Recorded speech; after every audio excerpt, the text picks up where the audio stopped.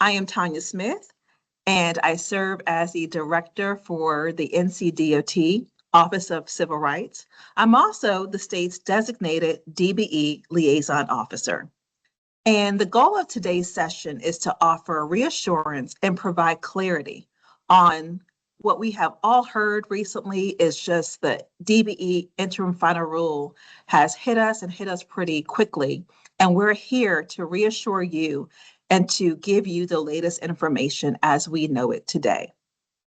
We want you to know that even though the DBE program is paused temporarily, our commitment to supporting DBEs with recertification and continuous, we will continue to do this. Supportive services continues. We are here for you. The purpose of today's session is to share updates on the DBE Interim Final Rule, and sometimes I'll just say IFR, so you'll know what that is, and to provide tools and resources to help you stay informed of all the changes that are happening. Also, the purpose of today's session is to begin the conversation about recertification and the next steps. Next steps, what is the path forward? What is the timeline? What is NCDOT doing to inform you of the changes? Do know we want to hear from you. Please know your voice matters, and we are here to listen and learn from you. Also, I want to make you aware in the chat today, there is a QR code that's provided. If you click on that link, there's a form with a few questions, and this will assist us on our path forward. It's quick and easy, so please take a moment to scan the QR code now. Go ahead and do it now. So let's go ahead and get started. At this time, I would like to welcome our first presenter, Ms. Kim Collins. Kim currently serves as a practice consultant and advisor with HNTB.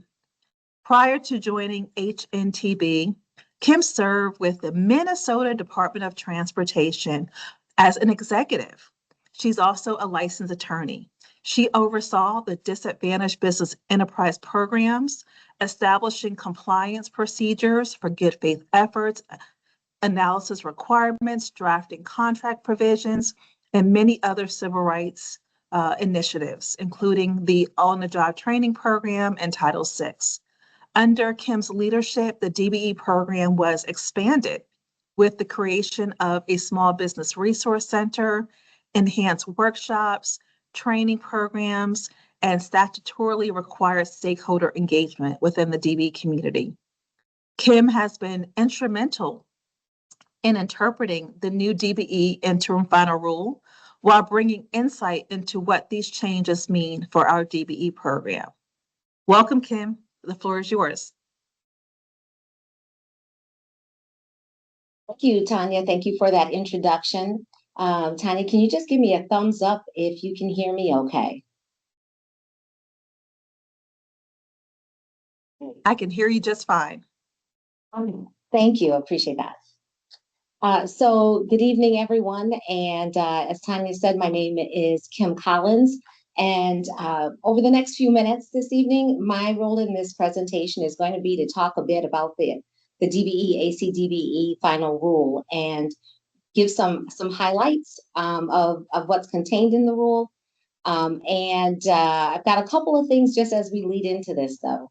First, I just want to say that we don't have all of the answers to all the questions today, but we want to take the time to share with you what we do know and the guidance that's been provided by the USDOT.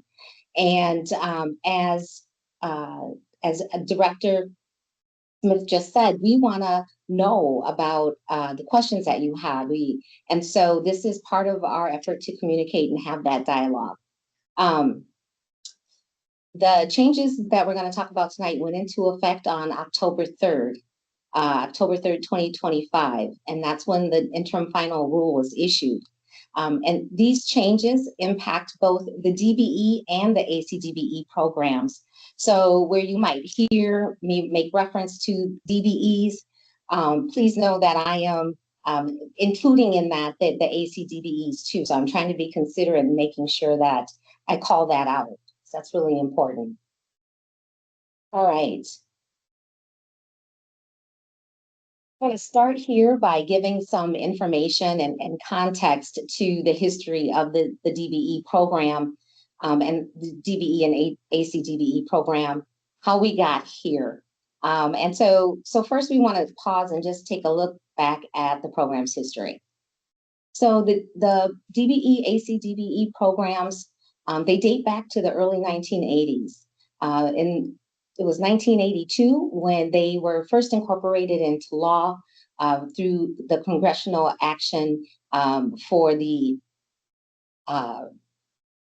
reauthorization, excuse me. So that the DBE program was first enacted by Congress in law with the Surface Transportation Assistance Act of 1982. And as you can see there on the timeline, Congress has continued to keep the program active with each of the subsequent 7 reauthorizations. Most recently was the 2021 Infrastructure Investment and Jobs Act, or as we commonly call it, IIJA. We know that the DBE program has been a topic of litigation over the last 40 years. There's been a number of cases, but we've included here on this timeline a more recent case, the Mid-America Milling case of 2023. This is still an active case.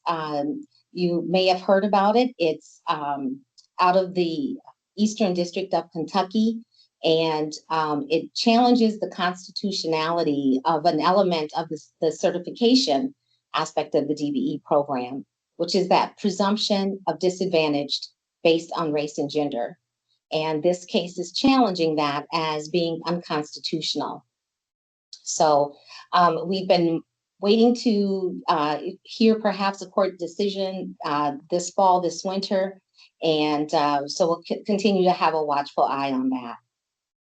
And then lastly, on that timeline there, you see that brings us to the USDOT's Interim Final Rule, or IFR, that was effective on October 3rd. Next slide.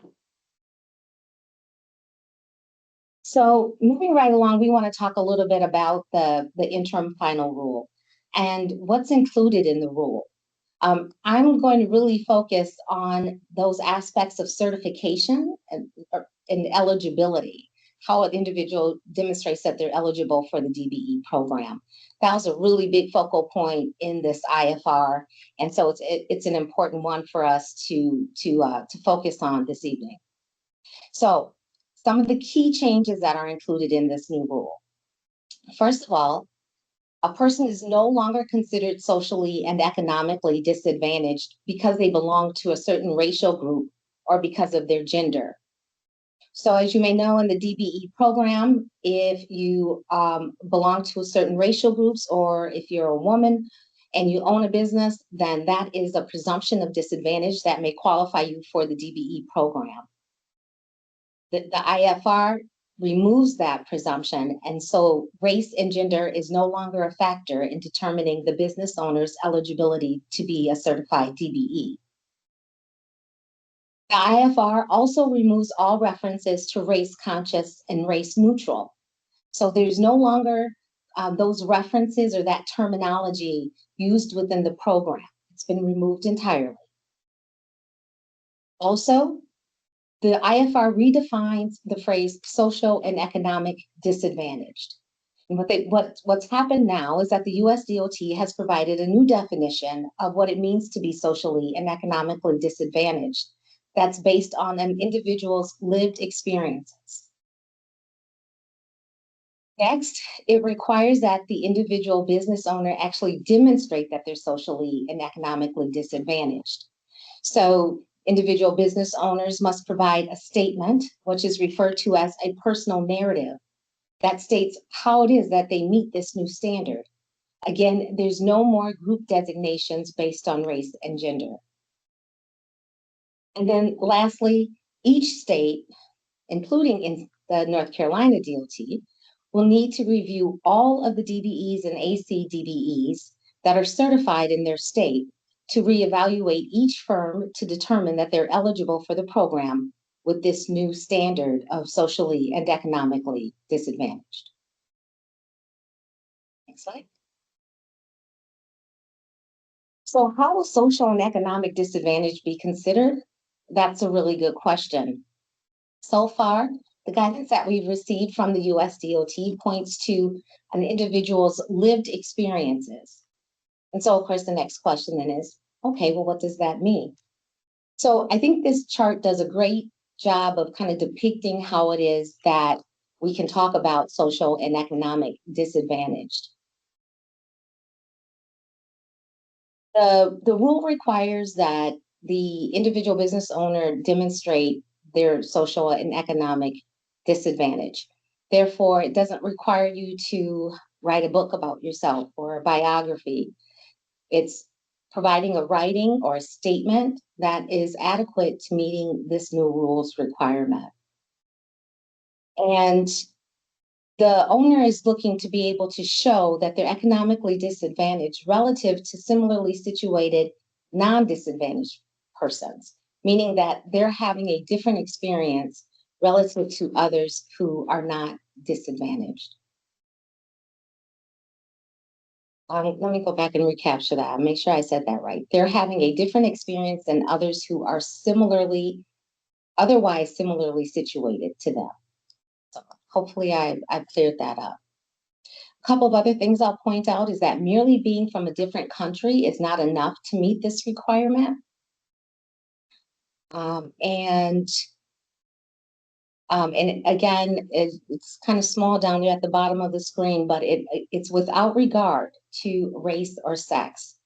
So those are some of the differences that we see here. Our next slide, roles and responsibilities. So we've just covered some of the DBE's roles, what the responsibility will be for DBE firms when we do kick off this process. But there's also some responsibilities for the NCDOT and some other things that they're working on. So NCDOT will be working on developing an evaluation methodology, as well as updating their DBE plan. And that information is something that they'll be submitting to the USDOT for their review. NCDOT will also want to hold a public comment period. They want to hear from you. So that will be part of the process as well. There's things that will continue to look to the USDOT for, and that will include things like providing guidance on the new rules, approving the updated DBE, AC/DBE plan, and also to approve the resuming of the DBE programs activities that are temporarily suspended or paused. And next, we just wanted to hit on the topic of interstate certification. So the IFR guidance is that for DBEs that have interstate certification right now, you will first need to go through this process of being certified in your home state or state of original jurisdiction. So know that we use those terms interchangeably. And then after your, after your certification or reevaluation is reviewed and you're continuing to be certified in your home state, then that's when you would reapply to NCDOT or any other state separately, right? We are awaiting further guidance. Again, there's lots of questions, and so we are hopeful that the USDOT will continue over time to give more guidance on the implementation of the new rule. And that brings my section to a close. So I'm going to transition over to Kim Pelham-Fennell. And Kim, I'm going to let you take over. Kim, that should be turned over to Tanya. My apologies. That's okay. That's okay. Well, thank you, Kim, for your presentation. So that is the federal landscape and we're going to transition to the state of North Carolina. Before I do that, I just want to remind everyone, for those who joined a few minutes after start, that this session is being recorded, and that will be available for viewing after this session today. So thank you for that, for joining us again today.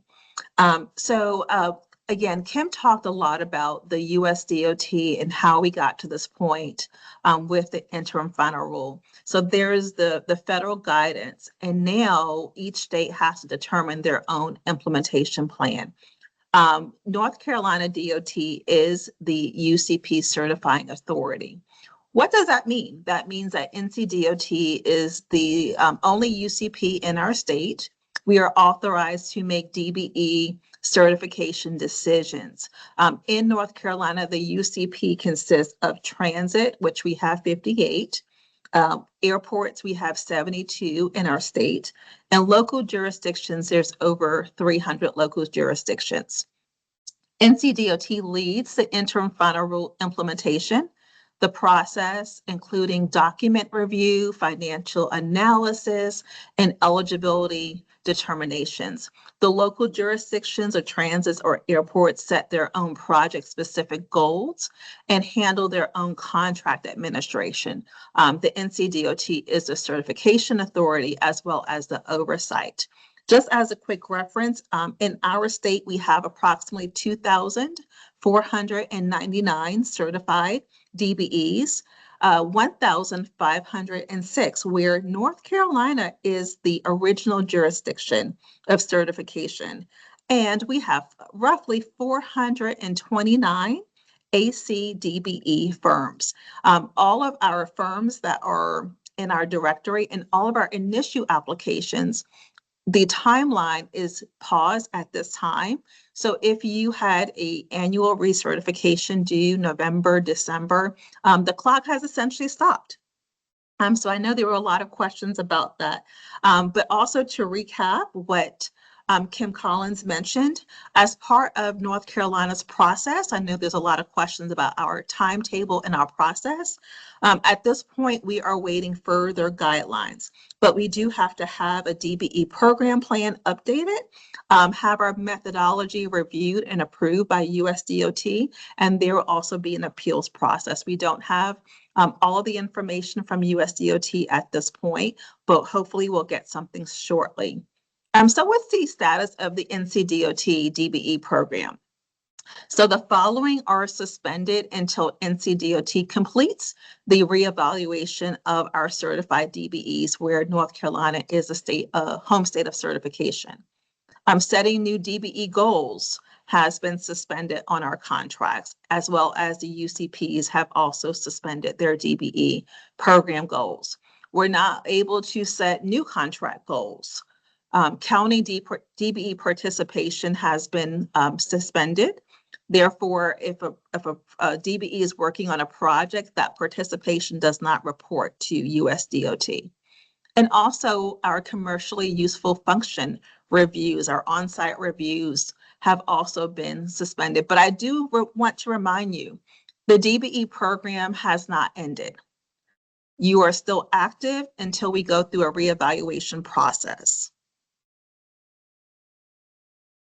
Further, just to recap the interim final rule correspondence. So when did this all start? So on October 3rd, USDOT issued a memo informing us of the interim final rule, and it went into effect right away. There was no waiting period, and so we had to move very quickly to read the guidance, interpret the guidance, ask for additional questions and clarification from USDOT. Then October 6th, NCDOT issued correspondence from our Chief Operating Officer on the interim final rule, given directions to suspend the contract goals and compliance efforts and reporting efforts.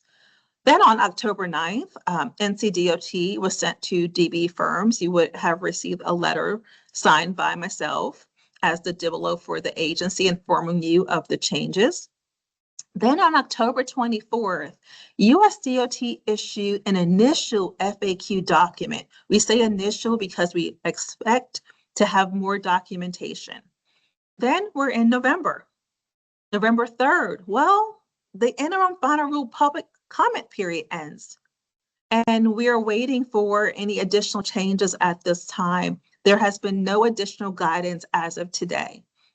On November 10th, we issued some updated guidance on the DBE interim final rule implementation from the chief operating officer to include the additional guidance, as well as a memo from myself and informing you of the FAQ document that was issued on October 24th. So keep in mind what's true. The USDOT DBE program is still active. We are still able to provide you with supportive services. The interim final rule applies to USDOT funded projects. Our state program mirrors our federal program, so that was impacted as well. What you must do? Well, at some point, we will ask you for your personal narrative to focus on specific barriers and impacts, not a biography. At this point, there has been no template or additional guidance as to what a personal narrative should look like.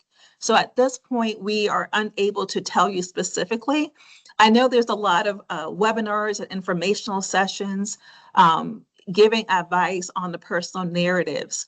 That might be great, but as of today, we have no official guidance from USDOT on what that looks like. So it's interpretation at this point. But you will also have to complete the personal net worth statement. So update your financials to ensure accuracy and completeness. What's coming next? NCDOT will have to evaluate all of the DBEs, but we do want to hear from you before we begin to apply a methodology. So we want to hear what works, what won't work, what's on your mind before we start that process. So we'll be very collaborative, but just know that things are fluid at this time. There's lots of changes. We're still getting guidance. We didn't have time to prepare. We were all stunned, just like all of you, when we got this notification. But we will adapt, we will be flexible, and we would definitely be cooperative. If decertified, that could happen, then firms can appeal to USDOT. What that appeal process looks like, we are waiting for further guidance on that process.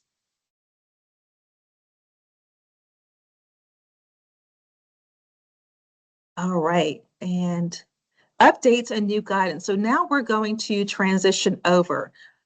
So to help better understand the latest updates and guidance, especially how these changes will affect the contracting procedures and DBE participation, I have a special guest presenter for you today.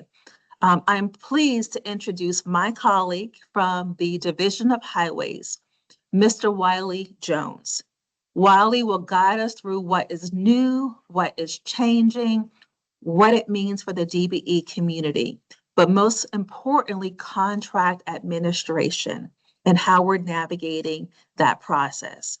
So without further ado, please take it over, Wiley. Thank you, Tanya.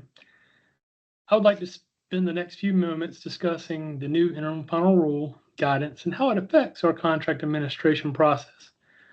We've been reviewing our contracting processes to ensure they align with the federal requirements. And as always, we'll share detailed written guidance as any new changes roll out. Next slide, please. All right, this chart breaks down projects based on when the final rule was published on the Federal Register, The key date being October 3rd, 2025. In this first column, that's going to be for projects awarded and executed prior to October 3rd. For simplicity, I like to think of these as active projects that have been underway for about 6 months. The second column is for projects where bids were opened before October 3rd, but contracts were not executed until after October 3rd. This is a small group of projects that we're just getting started as of now. That third column is for projects that were advertised before, but bids opened after October 3rd. This group includes a lot of projects that may have been let in the month of October from our central letting, a lot of smaller division let projects, and perhaps some locally administered projects or projects we call LAP projects. That far right column is for future projects that have not been advertised yet. So let's look at the rows. So the first line row there, it says must have the DBE goals removed.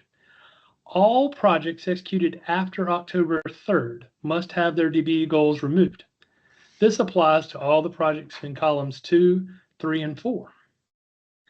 The next row explains how NCDOT is handling this process.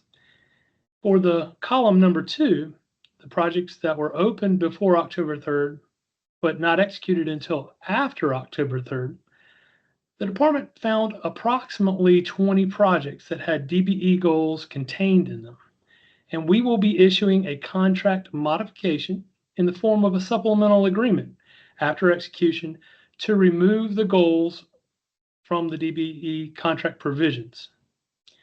This week, on Monday, we identified these specific contracts and reached out to the division engineers with guidance to execute this supplemental agreement. Since there will be no DBE goals, there will not be any committed DBE subcontractors on these projects. There's also a check in the third column there. These are the most recent projects that fall here. For a great majority of these projects, an addendum was issued during the advertisement period to remove the DBE goals before they were open, the bids were opened. If a project in this group still had DBE goals when the bids were opened after October 3rd, those projects must be re-advertised with the contract goals removed. As you can see from the next row, since all certified DBE firms must go through a reevaluation process, there is no good faith effort for replacement at this time. The Interim Final Rule provides that until the reevaluation process is complete, NCDOT may not count any participation towards the DBE program or DBE contract goals. But at the bottom, you can see prompt payment rules still apply to every contract, regardless if there were DBE goals or not. Now, I left the last one, which was kind of related to the DBE replacement protocols, for the next slide. Next slide, please. All right, for projects executed prior to October 3rd, all DBE contract provisions must continue to be enforced as written, meaning disadvantaged business enterprises, minority businesses, women business contract commitments made at the time shall be honored. If replacement of a DBE is necessary for good cause, we will follow the DBE replacement procedures specified in the contract and obtain written approval from the department prior to substituting or terminating the committed DBE subcontractor. So the middle column is for those 20 or so projects where the supplemental agreements are being executed to remove the goals. With the goal and commitment requirements removed, DBE replacement simply will not be required. That's for both those last two columns. Next slide, please. So Tanya already addressed a little bit about the commercial useful function. Essentially, our resident engineers are suspending the evaluations for commercial useful function until further notice. We're not going to be looking at trucking plans or 50-50 rule or any of those issues. So just commercial useful function essentially is suspended. Next slide, please. So for subcontractor payment tracking, we still do want to track subcontractor payments on all projects. For NCDOT projects, by our specification, that's typically within 7 days of knowledgeable receipt. So prime contractors must continue to enter their payments into the subcontractor payment tracking system, and contract administration staff, like our resident engineers offices, will continue to review them. Next slide, please. So what about our alternative delivery projects? Those are our design build projects, or our express design build, or CMGC, which is construction manager, general contractor, or even our newest alternative delivery mechanism, progressive design build. The same guidelines will apply to the alternative delivery projects as well. For those design build or express design build projects that were awarded prior to October 3rd, the DBE contract provisions will continue to be enforced as written. For previously awarded work packages in the CMGC or progressive groupings of projects, or those delivery methods, those previously awarded work packages, the provisions will be enforced. However, for any future work packages, no DBE goals or commitments will be included. Now, as I'm wrapping up, I do want to just stress that it's important for everybody to remember we need the subcontracted community to help us deliver our projects and our programs. So we need subcontractors, if you will, to become pre-qualified to do work in our state. Regardless if you get certification or not, pre-qualification helps us include you in doing work for the North Carolina Department of Transportation. All righty. So I'm going to introduce our next speaker. Our next speaker is Kimberly Pelham-Fennell. Kimberly serves as NCDOT's DBE UCP Program Manager and will be providing details regarding the path forward. Kim, the floor is yours.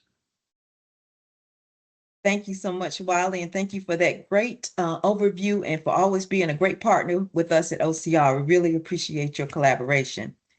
Good afternoon, everyone. I'm here to talk about a little bit about supportive services. Supportive services is a benefit from FHWA that we have for our certified firms.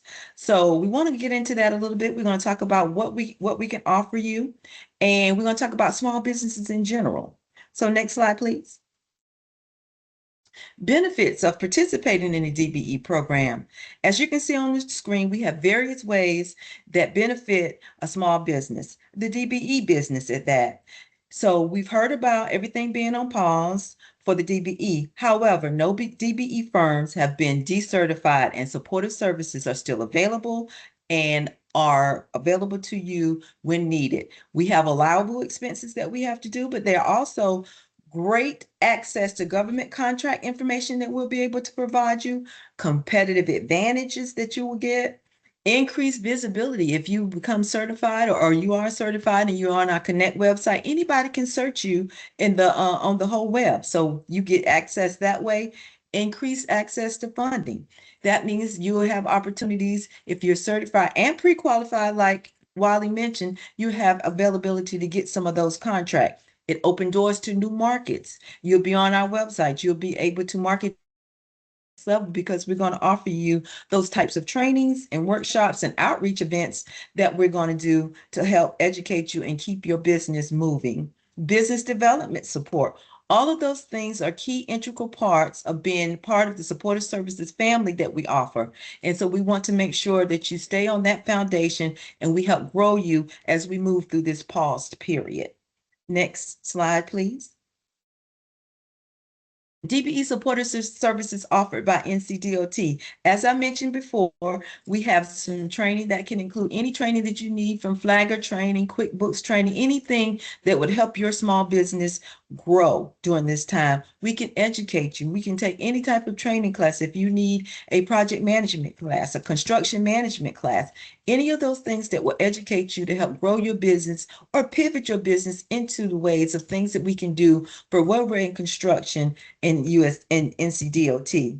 Technical assistance, if you're having some issues with some prompt payment, maybe we could be able to help you. So that's technical assistance. We'll be able to get in tune with the right people to be able to help you check on that prompt payment. And bidding opportunities, we can lead you to the website that will tell you, hey, this is where the bidding opportunities is. It's all about educating relationships and building your business and helping you be sustainable to be able to last and help us do the good work that we do here at NCDOT. Next slide, please. So I talked about small business. We talked about DBE. We have a DBE program and it's up and it's running, but we also have an SBE program and what we call SPSF, Small Professional Service Firms. They are race and gender neutral. Both of those are. As you can see on the slide, for the SBE program, they have gross income of 1.5 million, excluding all materials, and opportunities to participate in NCDOT construction projects. And those have set-asides as well. So the SPSF, same thing. They offer engineering and architectural firm that you can do some work with NCDOT and be able to get in on those. Just remember, we have DBE, we have SBE, we have SPSF, and all of those things we have here at NCDOT. Remember, we are railway and construction. However, we have other modes that may have interest you. We have aviation, I think Tanya mentioned before, gave you the details and the numbers on those. Aviation and transit. And so you'll be able to get into all those and see where you may land to be able to get some jobs in that area as well. Just want to let you know that we are holistically surrounding you with supportive services and make all of our certifications available to you. Next slide, please. With the momentum and for you to be able to participate with us tonight. So we want to thank you for joining. I know you're listening and taking in a lot of good information. And I know you were taking notes. So what we want to do now is to have you interact with us at this point. So now, after you've stayed engaged with us, we want to, the next part of what we're going to do today is a presentation on interactiveness. So we have Tony Cradlefield from HNTB that's going to come up next. That's going to have some interaction. You guys will be able to put some input in here and be able to let us know how you're feeling on some things. And so, Tony, if you would, keep the momentum going and get that interaction going. Thank you, Kimberly, and thank you all for joining us today. Next slide, please. When you all registered for today's event, you had the opportunity to submit any questions that were on your mind at that time, and we received dozens of questions and reviewed those in advance of today's presentation. Largely, they fell into these 5 categories: uncertainty around the interim final rule generally, questions about developing a personal narrative, questions about the recertification and interstate certification processes, questions about program suspension, DBE goals, and contract implications, and questions about communication and support from NCDOT. Hopefully, we've answered a few of your questions through the presentations you've heard up till now. Although we know that not all questions have answers just yet, we're waiting for further guidance from USDOT and have some work to do to establish some of the new processes and criteria.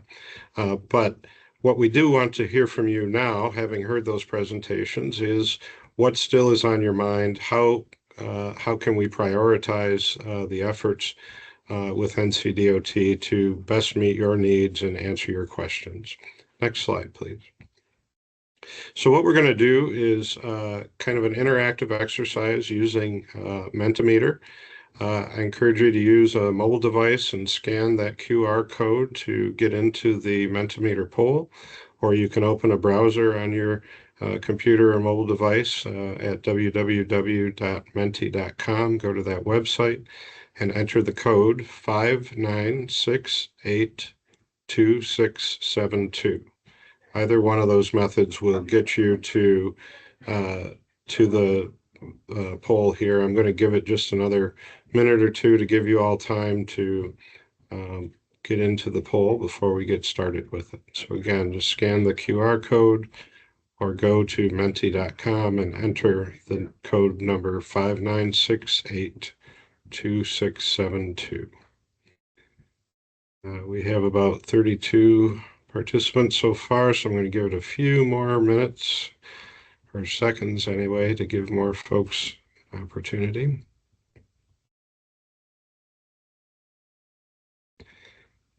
These are not going to be tough questions. It's not a quiz. It's really an opportunity to let us know how best to prioritize our time and efforts, and what methods are going to be most helpful in supporting you in the DBE community.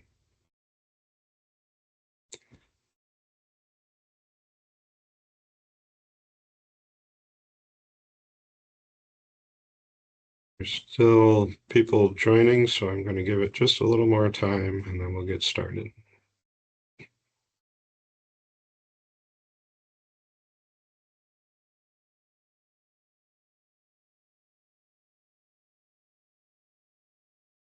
Okay, why don't we go to the next slide? Continue trying to join the poll. If you haven't completely gotten there, we'll give time here and you'll be able to catch up, hopefully. So we want to start, first of all, with those broad categories that I just described from the RSVPs. Ask you to prioritize for yourself which of these categories is most important for you. So go ahead and respond there and put them in the order that's most important for you.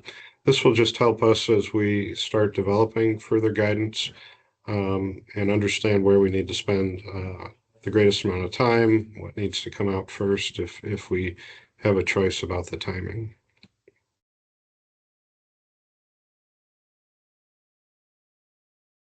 We'll give this another minute or so here to get responses. We have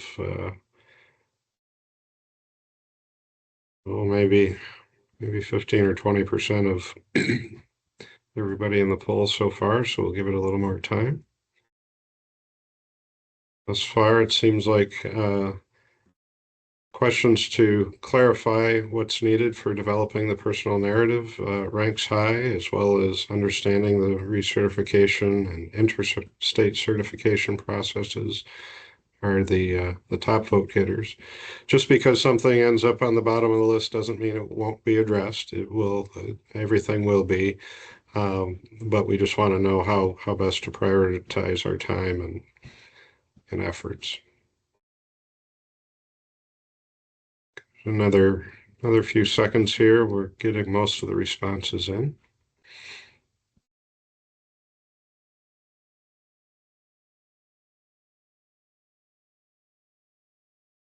Okay, let's move to the next question. The second question is really an opportunity for you to let us know what other topics besides those 5 broad categories are on your mind so that they were not addressed in that list that we had. So this is your chance to, it's kind of an open-ended opportunity to just let us know what else is of concern or is still a question in your mind. So feel free to type that in and we'll see answers popping up here on the screen. I need to refer, there we go. Not sure, okay. You know, it's still early. There'll probably be questions once more guidance comes out. One answer begets the need for another question and answer. Service for someone to review the personal narrative. Main topics were addressed. I'm glad to hear that. Explain what it means by executed contracts. Is that the date signed by the prime or the subcontractor? Executed contracts, I don't want to get ahead of Wiley here, but if I say something wrong, Wiley, it would be the contract signed between NCDOT and the prime contractor. That is correct.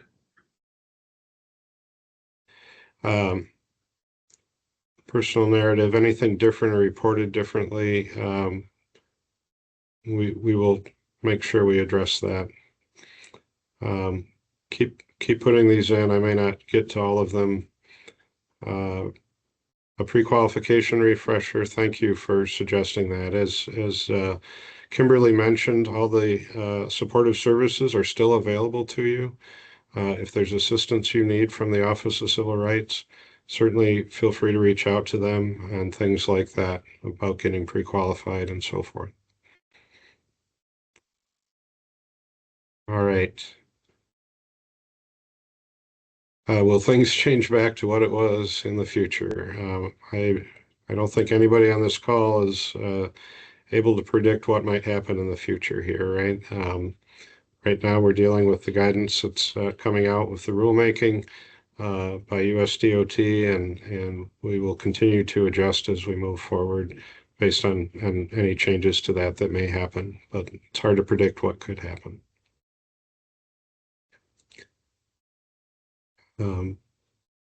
How are you supposed to address economic hardship that isn't related to race or gender?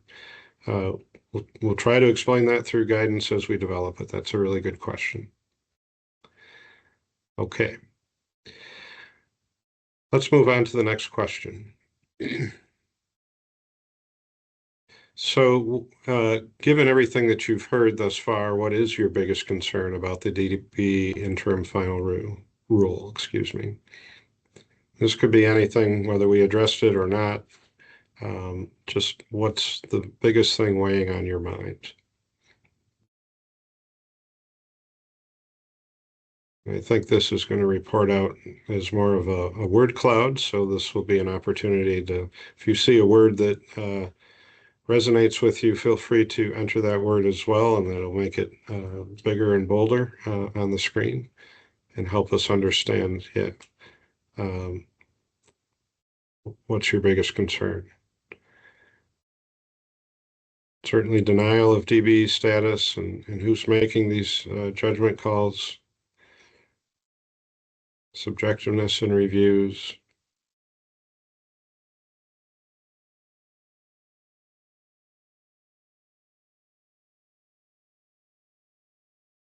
deadlines, future of the program, just uncertainty. It is a time of uncertainty. We understand that.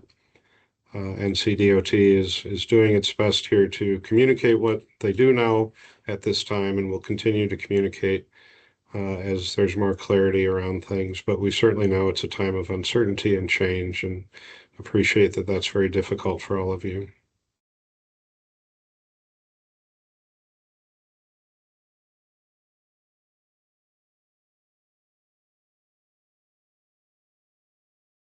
Seem to still be getting a few answers, so I'll give it another half minute or so.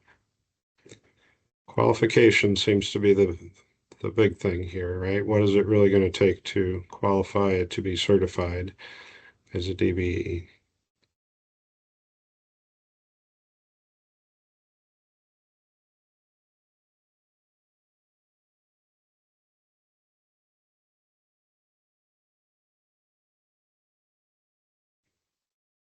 Okay, let's move to the next question.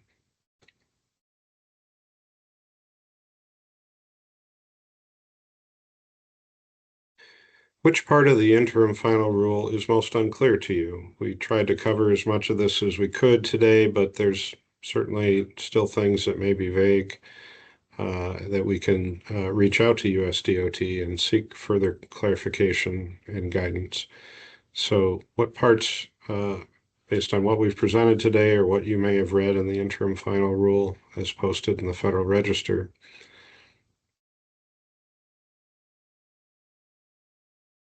and this should come up as a list of things.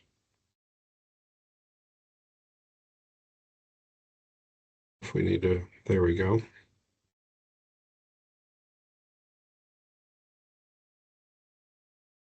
AC DBE is now addressed as if in a joint venture. That's a good question. We make sure that joint ventures in all cases are addressed. Thoughts on the personal narrative and what actually, presumably, what it actually has to be in there to pass any criteria. How and when the recertification is expected. We certainly understand folks' concern about timeliness, and I know from the interactions here with NCDOT, they want to move forward with deliberate urgency. They want to get too far ahead of USDOT in any guidance and force anybody to have to backtrack and do rework. At the same time, we understand that there's a lot at stake here, and we'll want to move forward as timely as possible. So do stay tuned for further communication as the process and the criteria and the guidance becomes clear. I'll give this just another few seconds for any other responses. All right, thank you. Let's move to the next question.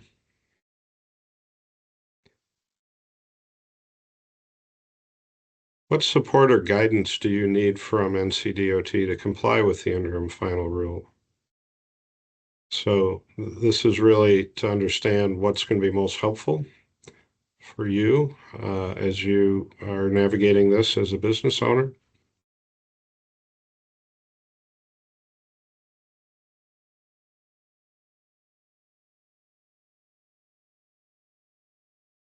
Step-by-step requirements, narrative examples, or outline. These are good suggestions. I don't know how much we'll be able to do that and be compliant, but we'll certainly consider those things. But certainly as much support and guidance as far as how to craft your narrative.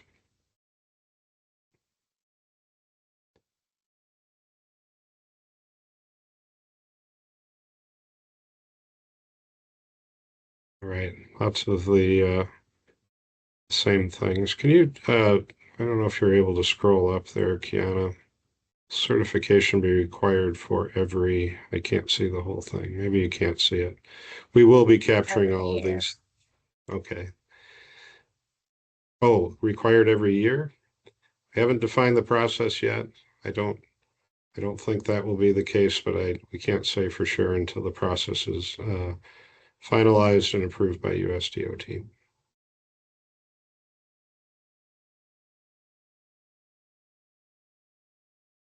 This a couple more seconds here for any other responses. All right, next slide.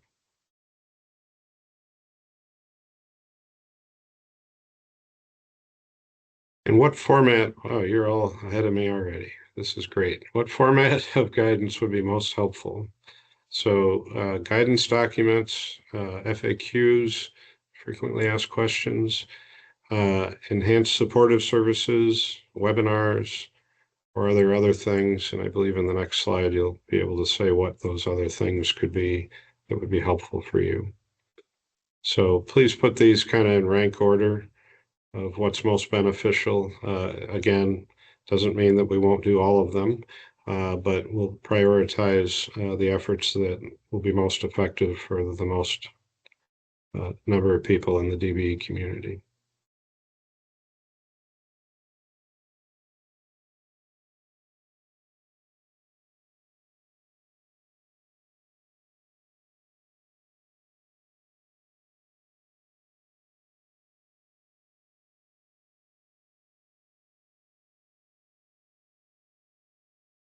So guidance documents is up there. Webinars like this hopefully will be informative.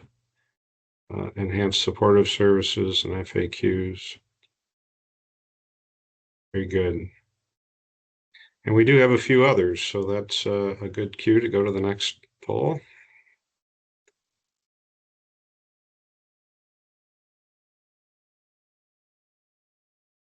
What other formats not listed would be helpful for you? So if there's other forms of support as we work through this, what would those be? What would those look like so that we can think about that and see if that's something that NCDOT is able to provide? So again, this would be kind of an open-ended list of responses here. Templates, it's a good thought. Similar formats for layouts, so that much like templates, rubrics, examples, very good.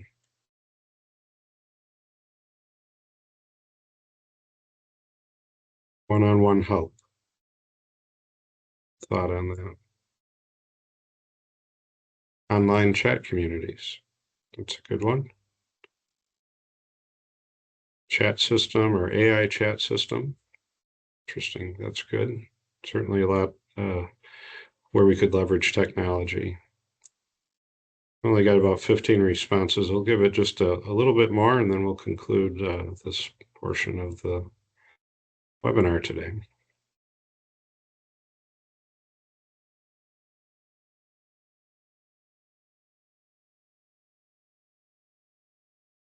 Ability to submit questions with shared answers.